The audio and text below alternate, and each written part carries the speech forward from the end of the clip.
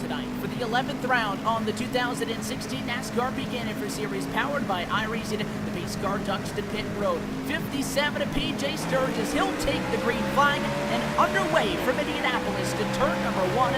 He'll lead the 57 Ford Fusion as P1 to turn number 1 and side by side 2 rows deep behind him. Overland going to challenge the 74 Hirsch for P2 and Alfala does battle with Conti behind them.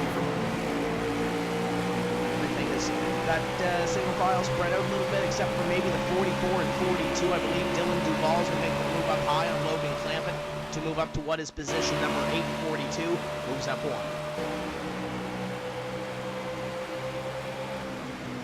The thing that you can do, if anything, to try to stop the driver who's better on the long run is stay in front of them and then try to make that car as wide as you can as the race goes on. So 3 wide back in the back of the 42 and a 41, Dylan Duval and Jake Sturgis who are doing battle for the number 10 position. Now I'm going to go single file. Problems behind those drivers, though. Caution flag is back. Yep. Pace car going to knock down. We get set to do it again. Ray Alfala, control car position, so vital. Green flag in the air. He's already 3 car lengths good across the yard of bricks. 57 Machina Sturgis, P2 waits, but will slice to the inside. In second, Chris Overland trying to take third. Duval and that number 42 Chevrolet, he's moved down to the inside of Alan Bose. He's trying to use up what he can while he's there and caught up with everyone. Just looking back to Dylan Duval, he to me has been the most aggressive at it on these restarts, and it's starting to show. He started in 10th, he's up to 7th here, and he's actually got Justin Bolton in the rearview mirror, and just as I say that, well, they're going to go 2 wide. Good run out of turn 2. Making a move to the inside. And we've said you want to get these positions on the restarts because this can happen now. The 42 forced to the outside lane by the 36. Justin Bolton going to clear him in turn 3. The biggest question, though, is can that 21 of Alan Bose stay on the bottom? If he does, it could be the difference between the 42 losing 1 spot or 3. Bose can't keep it glued to the inside, and sideways off of 4 was the 42 with Dylan Duval. Oh boy, Mitchell Hunt, Justin Bolton all the way down to the grass. Bolton is in the grass, moves back out in front of the field. He's going to lose about 5 spots, and they're going to be 3 wide. Down into corner number 3, Duval tags the 10. 10 up the racetrack. Don't know how they saved that. Through corners number 3 and 4, it's getting aggressive here in the late stages. The 42 and the 36 pulling off some highly aggressive moves.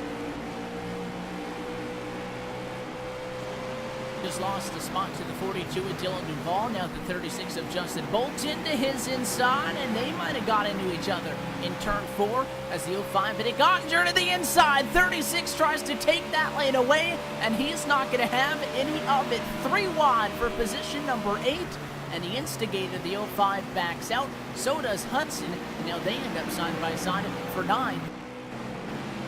You gotta start wondering here, do I just let the gas roll? Do I just hope and plan for a yellow, or do I decide to come in and possibly get the fuel and the tires I need to the finish? I think cars have fuel to the finish. I don't think that's the problem. But the tire investment, obviously, it's not going to last here with just, 13 laps to go here at Indianapolis Motor Speedway. But you never know. That could pay off in the future. Dylan Duval coming out. He came into pits from well in the top 10. He is going to come out not that far behind Damon Burnett. These are the guys that are gambling right now that this will go green in the end and that the front cars might decide to come in for tires. I'm just not sure with this 2.5-mile circuit, Evan, if that is what is going to happen, even if these tires absolutely fall off. These drivers right now have been on these tires and with the fuel on board for 20 laps. Ray Alfala going to come to complete lap number 87. They came on pit road and took fuel at 68 to 67, but caution flag flies. For a guy like Dylan Duval, who just came down onto pit road, I believe Dylan has scored on the lead lap, as is Damon Burnett. Do you think they're going to stay out?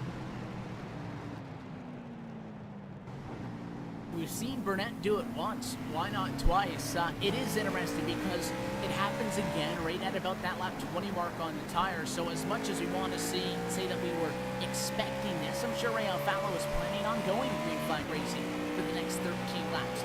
this is a very critical time because, as you say, drivers have been coming down pit road here and there for the last few laps to get fuel and tires. This caution flag now gives them the opportunity to stay out.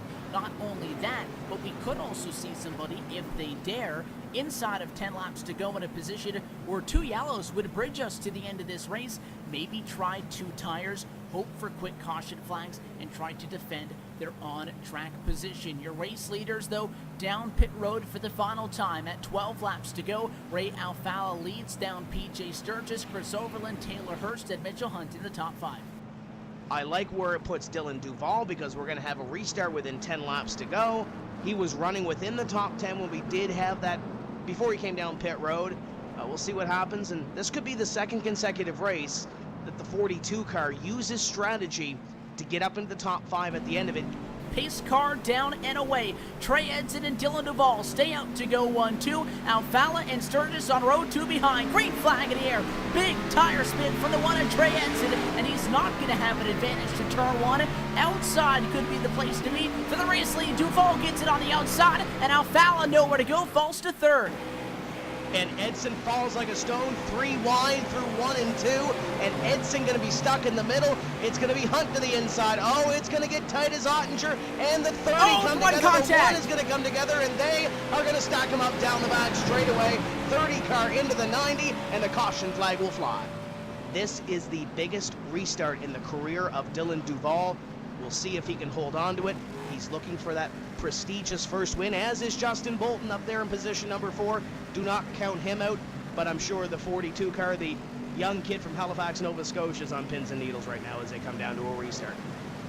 And PJ Sturgis, who's been driving like a multi-time champion, was in a similar position earlier in the year, following up after Jake Sturgis won at Atlanta into Phoenix, where he secured his first career win. Can Duval get the job done? For the final time, the pace car going to duck down and away to pit road, coming to 4 laps to go from Indianapolis. Good jump by Dylan Duval. Green flag waves. He absolutely blitzed the start. He waited just long enough. I think if he waited any longer, he would have started issues. But already look at how PJ Sturgis is attacking the rear bumper of the number 42, and already looking to the inside as Taylor Hurst gets well wide here. He manages to save it. What a save. He will lose well, he's still working on saving it. He does end up saving it at the very end with a little bit of a tap from Chris Overland. That was absolutely mega here, and it allows us to have an even longer green flag. Perhaps Dylan Duval didn't want to see it, but PJ Sturgis, though, attacking that rear end of Dylan Duval. If Sturgis or even Justin Bolton and Ray Alfala get a chance to win this race, go and shake the hand of the number 10 machine. What a save on that restart. Their top 3, 1, 2, and 3 in line, separated by just 2 1/10ths of a second. 3 laps to go from Indianapolis. Sturgis is on the bumper. He looks to the inside in turn 1, not this time. Sturgis is pouring the pressure on Dylan Duval in front. The 2 of Ray Alfala is behind the 57. This is a 3-car race up in front for the win at the Indianapolis Motor Speedway. Down the pack straightaway. Sturgis gets that run. Duval goes to the inside. Will Sturgis go back up? They go down to the grass. 57 up to the outside. Will he make the outside move down into corner number 3? The 2-car coming into the picture, as is the 36. Dylan Duval leads through the short chute down into corner number 4. Caution flag is out. Coming to 2 laps to go, a caution flag behind the battle for the race lead is going to lock this one up. Problems for Nick Ottinger. The 05 machine ends up a defense after 3 wide went wrong into turn number 3. That accident involves Nick Ottinger, Trey Edson, and Andrew Fayash III. Sturgis got a shot at him. Looked to the inside. Duval protected that position, and the 57 had 2 options. Try to drive it in on the outside or back off and look to cross him up. Neither worked. He looked to the outside. He was unable to hang on. And as you take a second look at that one, Dylan Duval is going to collect the American Childhood Cancer Organization Ford Mustang GT pace car and sits now just 3.5 caution miles away from his first ever NASCAR PEAK Antifreeze Series win. Absolutely stunning end to this event here. PJ Sturgis, he tried to work that car as he could, but the Ford Fusion just didn't have anything in those last couple laps. Perhaps the last 2 could have done it, but we saw those just the replay of the incident with Nick Ottinger, just 3 wide, gone wrong, almost cleared, but Andrew Fayesh was not completely cleared and ultimately tagged the rear of the number 1 car of Trey Edson. A lot of battles in that Edson number 1 car, but boy, Dylan Duval, that is got to be one of the best moments you can imagine, as he is now right behind that pace car. No pressure now. 2.5 miles to go. We will not go back under green flag racing conditions. Dylan Duval just has to keep her straight to the end of this one. White flag going to fly alongside the yellow. Duval looking to collect his first career NASCAR PEAK Antifreeze Series powered by iRacing win. What a battle late. Sturgis, Alfala, they were going to go after him for those final 3 laps. And I know the 42 was probably just praying on a caution and praying on a caution, Tim. But those were probably the 2 best laps that he's ever put down in his NASCAR PEAK Antifreeze Series career. You had 2 of the best closing in on him, and he didn't give him an inch. No, and you had the 57 on the back bumper, absolutely pouring the pressure on the 42. You had the 2 of Ray Alfala kind of waiting back there, trying to see what was going to happen between those 2. The 57 car looked at the outside, going down into corner number 3, maybe trying to get that 42 off the the inside line, and it didn't happen, as the 42 will come up out of the corner. And Dylan Duval, I'm sure he's going to be happy in this post-race interview. I know he's tried so many times to get into victory lane. He's had some trials and tribulations trying to lock himself in to this NASCAR PEAK Antifreeze Series, and now he is a winner. It's going to help him in the points as well.